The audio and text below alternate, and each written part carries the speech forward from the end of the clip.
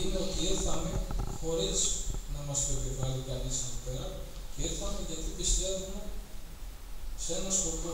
Πιστεύουμε ότι η Βόρειος Ήπειρος είναι ελληνική και δικαιωματικά, όπως είπε και η γραμματέας, θα πω και παρακάτω, δικαιωματικά ανήκει στον κορμό της Ελλάδας. Και αυτό είτε με το καλό, είτε με το κακό σε εισαγωγικά δηλαδή, πρέπει να γίνει. Ευχαριστώ πολύ.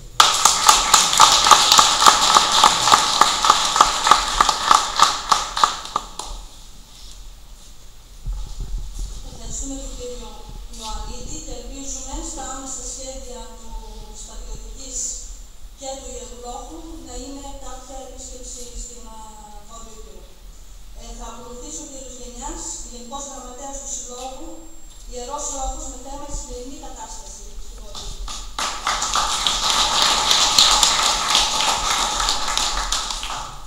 Καταρχάς, καλησπέρα σας.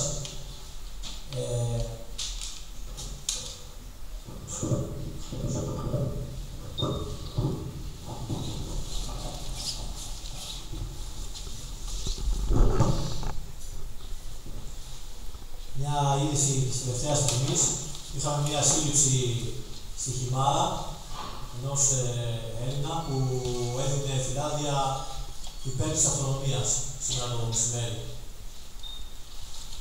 Λοιπόν, καταρχάς καλησπέρα σας και από μένα και θέλω να σας ευχαριστήσω όλους σας που είσαστε εδώ και δείχνετε με την παρουσία σας το ενδιαφέρον στο για τη Βόρειο Ήπειρο.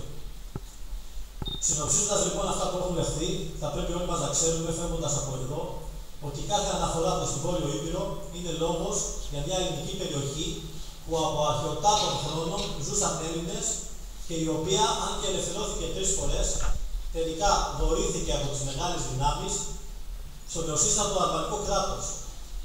Άρα μιλάμε για ελληνικό έδαφος που είναι υποκατοχή και για μια περιοχή, την Ήπειρο, που είναι διχοτομημένη. Δηλαδή δεν είναι μόνο η Κύπρος διχοτομημένη, είναι και η Βόρειος Ήπειρος και η Ήπειρος. Αν και έχουν περάσει σχεδόν 23 χρόνια από το άνοιγμα των συνόρων, δυστυχώς η κατάσταση για την Βόρειο Ήπειρο και για τους Έλληνες είναι μια πραγματικότητα τραγική, που καμία σχέση δεν έχει με